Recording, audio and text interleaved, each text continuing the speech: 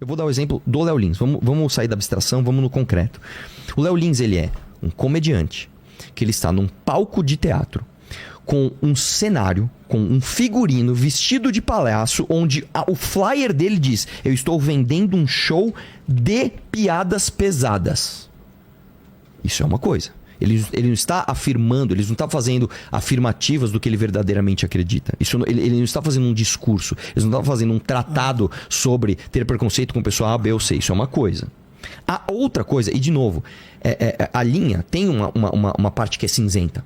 Tá? Tem uma parte que é bem cinzenta. Mas, pra mim, o Léo Lins tá muito aqui no permitido. E o que tá muito contra o permitido é, como eu falei, eu vou dar o exemplo do Pose. Tá? É o cara com uma arma na cintura, com um fuzil ostentando um fuzil, com a plateia ostentando um fuzil, num ambiente onde é um ambiente público dominado pelo tráfico de drogas. Ele ovacionar uma facção criminosa e falar: façam aí o símbolo do CV. Quem é CV? Faz o símbolo aí. Cara, pra mim, a diferença é gritante. Aí você vai dizer assim, tá, então não existe um meio da linha onde é difícil o debate? Existe, cara. Esse debate não é simples, esse debate não é fácil. O cara que bate no peito e fala assim: eu vou censurar tudo. Esse cara tá errado. Não é o cara que fala assim: não, liberdade de expressão absoluta. Você pode poder falar exatamente tudo o que você quiser. Também está errado. Entendeu? Então esse debate ele é muito complexo, cara. Entendeu? É que no caso, cara, dos MCs, eu acho que pra mim tem uma linha que é muito clara que se cruza, que é a linha do crime organizado, velho. Quando você ovaciona crime organizado, bicho, assim, não dá, meu. Eu vou te falar, cara, hoje nós temos, acho que 10 ou 11 vezes mais BOs de pessoas que são vítimas de crime organizado do que de racismo. Então eu não nego que o racismo é um problema no Brasil. Só que eu não posso negar que o crime organizado também seja, entendeu? Mas você não compreende? Porque a maioria das pessoas que, querendo ou não, estão no crime organizado, a maioria delas são pretas e não são louras. Por que você encontra, o que mais você encontra na rua aí são moradores de rua do tom indígena, da pele preta, e ninguém faz nada. Mas estatisticamente o Brasil é assim. A polícia também é preta e parda. Não é estatisticamente. Lógico que é estatística, cara. Você acabou de citar um dado estatístico. É uma estatística, como eu te disse, já veio lá de trás. Não, calma. Do abandono. Então vamos lá. A polícia hoje, ela é a maior parte branca ou preta? Preta. Preta, cara. É o que eu tô te falando. Então, no Brasil... Não sei. Preto ou parda, pode procurar. É preto ou parda. Eu tô te falando, a maior parte da polícia no Brasil é preto ou parda. Opa! E eu vou te dizer, se você pega, por exemplo, estados onde você tem uma proporção de negros muito maiores, como por exemplo o estado da Bahia, né, o estado do Sergipe, assim, aí a proporção é esmagadora. Aqui, tá? Ó. O contingente aqui, ó. Isso aqui... Qual estado você tá falando? Não, o Lene pode procurar. O que você quer que ele procure? A maior parte da polícia brasileira é de pretos e pardos. E a proporção racial. E assim, é o que eu tô falando. Você vai pegar... existem estados onde a maioria é esmagadora. Eu tô dando exemplo. Se você pegar Bahia, Sergipe... quais são os estados mais negros do Brasil? Acho que o Piauí também, não lembro agora. Os negros representam 77% das vítimas de homicídio. Da o quê? Das vítimas de homicídio. Vamos lá, cara, vamos lá. Primeiro é o seguinte: os negros e pardos representam a maior parte da população. Esse é o primeiro ponto. Nós temos um segundo ponto que é complicado de distinguir, que é o pardo, ele tá... É o que a gente até brinca, que é o pardo de Schrödinger, né? O pardo, ele pode ser considerado branco ou preto, ou pardo, dependendo de quem está classificando. Então existe ainda uma imprecisão estatística. Mas é o que eu tô te falando. A nossa arte, ela vai ser sempre tratada de uma forma. E quando um crime branco acontece, as pessoas sempre levam... Mas Smith, vamos lá. Você é branco ou preto? Sou amarelo. Bom, eu tô vendo aqui um homem branco. Eu posso estar errado. Eu sou amarelo. Você é branco. Você acabou de relatar que você foi preso e tomou butinada da polícia, cara. Eu sou amarelo. O Guto é preto, cara. E ele é deputado.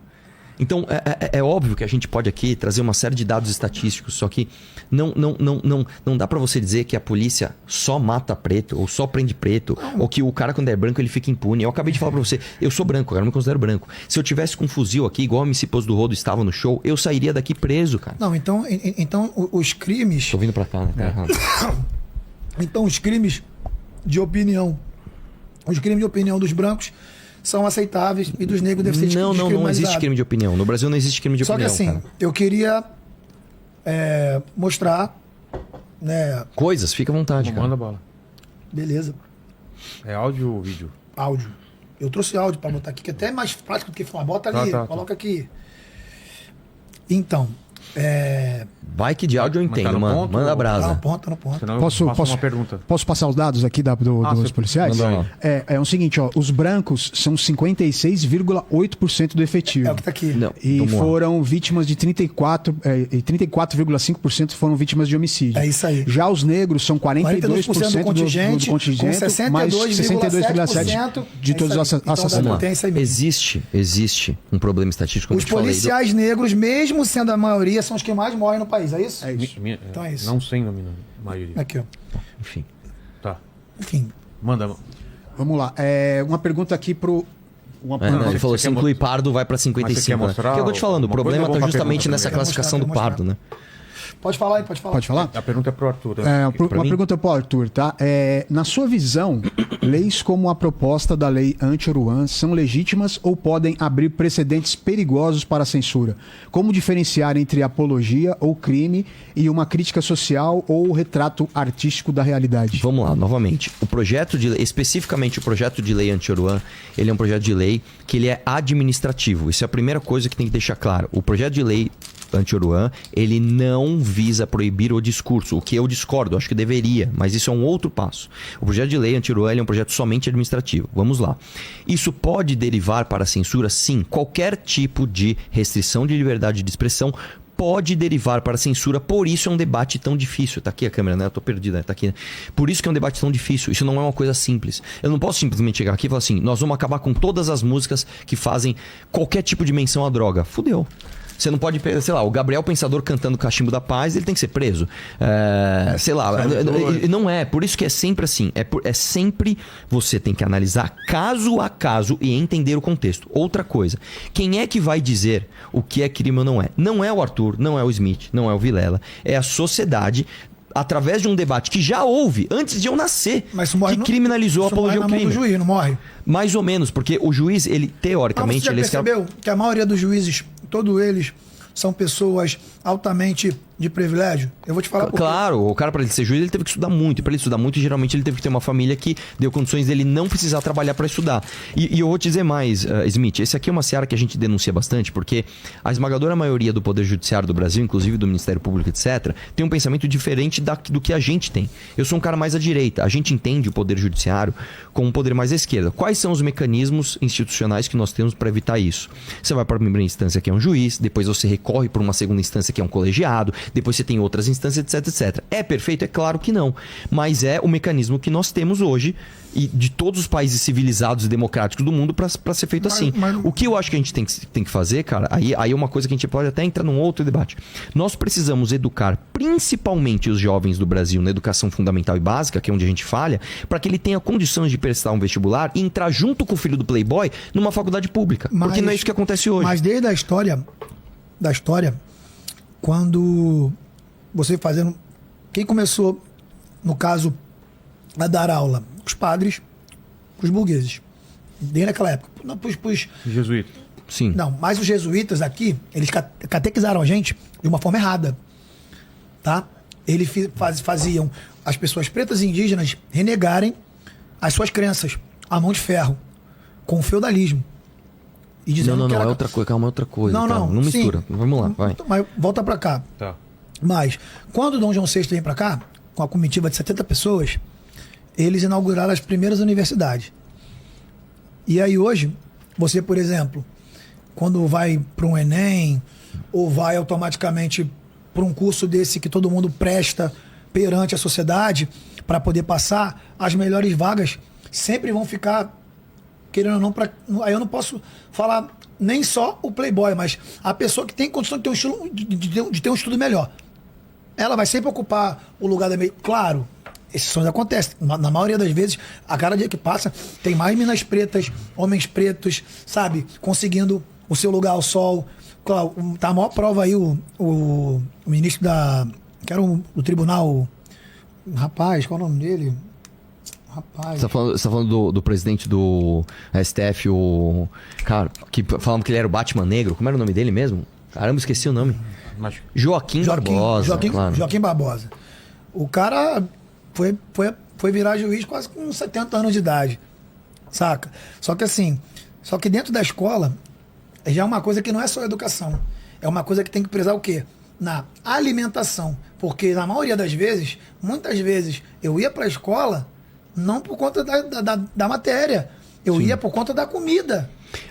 Olha só que interessante que você falou. Mas aí... Não, mas isso é interessante. Mas aí é um assunto que a gente concorda nisso. A gente concorda nisso. Mas você quer ver uma coisa? Não sei, eu falei do Guto aqui. Eu falei do Guto, calma aí. Ele é deputado estadual negro. Sabe o projeto que ele aprovou agora na LESP? Ele aprovou a Escola 360, que é uma ideia minha, para que a escola fique aberta 360 dias por ano, para que o jovem, inclusive no final de semana, vá para a escola jogar bola, fazer aula de qualquer coisa, de arte, fazer atividades extracurriculares e comer na escola, inclusive. Isso é muito importante, cara. Porque assim, para mim, o Brizola foi um cara muito foda.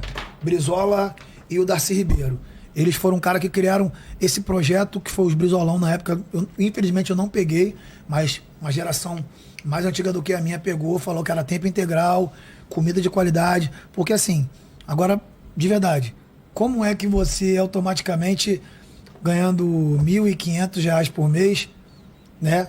Tudo aumenta, menos o salário, tudo aumenta muito.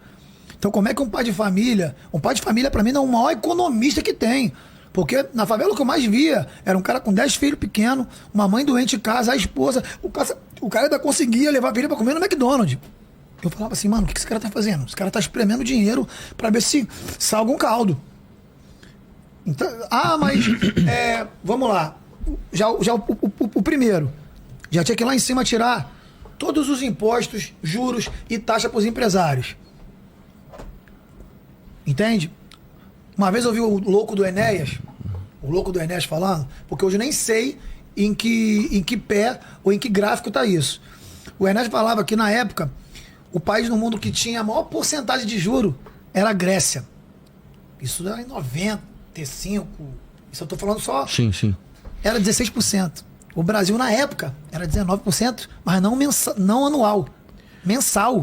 Só tô preocupado que o seu tempo tá acabando. Então, vamos para a última pergunta para ele. Qualquer coisa eu cedo meu tempo um pouco para ele. Você cede? Então, manda a pergunta para ele e ele já usa para usar o áudio também. Já deixa no ponto, então. Tá? O Fábio Waker mandou o seguinte aqui, ó. A última pergunta foi duas para ele e agora é a última dele. A última dele, é. O Fábio Waker perguntou o seguinte: pergunta ao MC Smith a música Surubinha de Leve, refrão. Taca bebida, depois taca a pica e abandona na rua, do MC Diguinho. É apologia ao crime ou só está narrando um fato? Foi deletada do Spotify e é odiada por feministas. E o pornô chachado? E os filmes pornô? Porque... Mas só aí você... Não, eu tô dando exemplo. Sim. Tá? Eu tô dando exemplo aqui. Sim. Porque se for para poder tirar as músicas que fazem assédio à mulher... Então vão ter que... Só uma dúvida, foi vocês que tiraram ou foi ordem judicial, foi alguma coisa? Também não sei o que aconteceu. Porque essa música nem minha é. Entende? A música nem minha é do Diguinho. Mas, por exemplo, ali mais uma vez, ele tá contando uma vivência com uma parceira que automaticamente tá ali. Ela tá ali com ele. Não, mas é. Não, desculpa. Eu não tô falando nada. Por exemplo, eu sou um cara... É muito engraçado que ela automaticamente tá ali. Como é que a pessoa tá lá automática? Não. Eu não consigo entender isso. Se a pessoa... Eu tô zoando, tô brincando. O cara não vai forçar ninguém. O cara não vai ser estuprador. O cara não vai ser estuprador, desculpa. Na mais a gente que veio da favela sabe como é que é o tratamento para estuprador batarado. E o caso que todo mundo viu aí em Porto Alegre, a garotinha lá em cárcere privado lá... Eu não vi isso aí. Que o senhor lá, o ancião, guardava ela dentro de um buraco e ela gritando. Quando acharam, meu irmão, o povo mesmo lixou ele. Então é pau no gato sem massagem. Eu já cantei em swing, eu falecido Mr. Catra, em vários, festa LGBT, eu já cantei em festa de bicheiro, eu já não só cantei em favela de comando, como já cantei em favela de terceiro. Eu sou um cara, já cantei em festa de polícia. É assim, eu vou te falar. Desculpa. Eu pessoalmente, cara, Desculpa. eu nem vou por esse lado moralista, porque eu acho que a pessoa no seu tempo livre, ela faz o que ela quiser. Se for consentido, irmão, faz o que quer. Quer transar, quer dar bunda, faz o que é adulto, é consentido, faz o que Mas quiser. Se vocês pegar, por exemplo, tem música do Chico Buarque, tem uma porrada de música. Cara, tem os exemplos são inúmeros. Libera o tom que eu te dou 10 conto. Tem uma porrada de música, irmão. E na época tinha um cara chamado Ciro Darlan, que era um desembargador, que ele pegava muito no pé, mas já não era da minha geração. Sim. Já era do movimento Funk Club. Aquela música, eu tô maluco, os caras pegavam no pé. Eu sou de uma época, quando a gente ia cantar em uma matinê, que hoje nem matinê tem mais, os caras chegavam do juizado e falavam assim, ó, Se você falar de novinha, só falar novinha, você vai sair daqui preso. Aí eu vejo o Hélio Safadão. Novinha vai no chão, novinha vai no chão.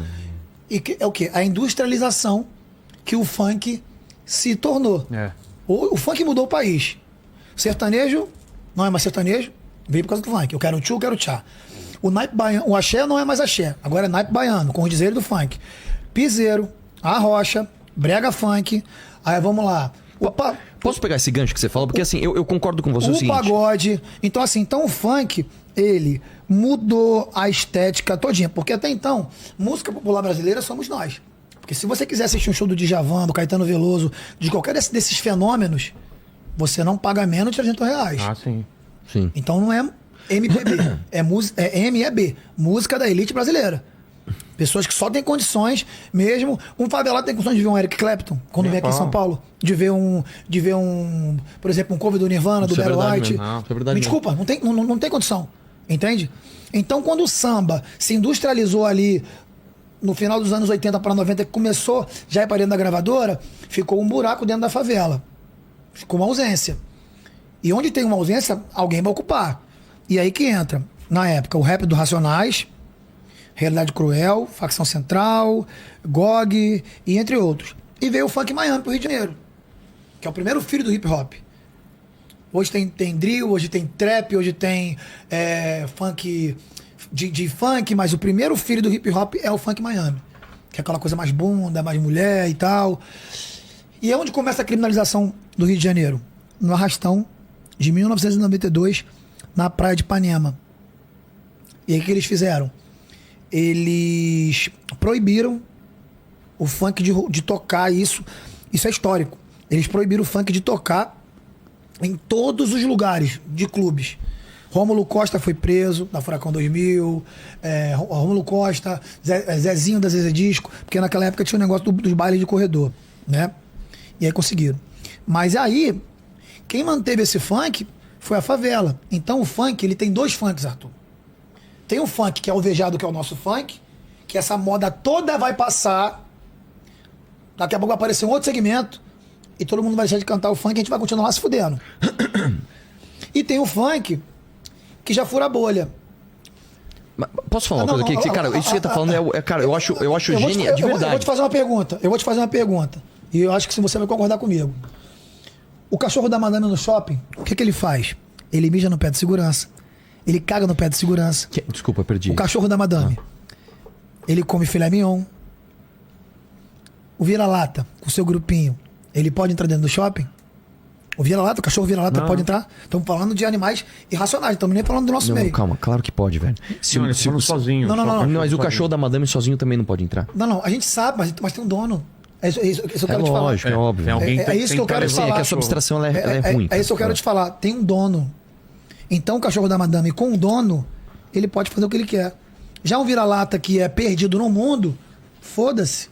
E é o nosso caso que a gente sofre na favela. Não, mas eu não acho que vocês são vira-latas e eu não acho nem que vocês são perdidos no mundo. Mas Nelson Motta dizia que nós brasileiros temos o complexo de vira-lata. Não, mas é outra coisa. Não, eu sei que as pessoas às vezes dão mais valor pro que tá lá fora do que pro que tá aqui dentro. Aí eu diria o contrário. Por isso que eu tô falando pra você que isso tem tudo a ver. Sim. Porque assim, eu, Pose, Oruan, por contar a nossa verdade, às vezes pode doer no ouvido das pessoas, as pessoas podem interpretar de uma outra forma. Mas às vezes o 50 Cent, o Eminem, os caras, o Snoop Dogg, vem aqui e faz uma música feia do caraca, denegrindo a mulher, todo mundo bate palma. Vamos lá. Sabe por quê? Porque a falta de educação, ela alimenta a ignorância.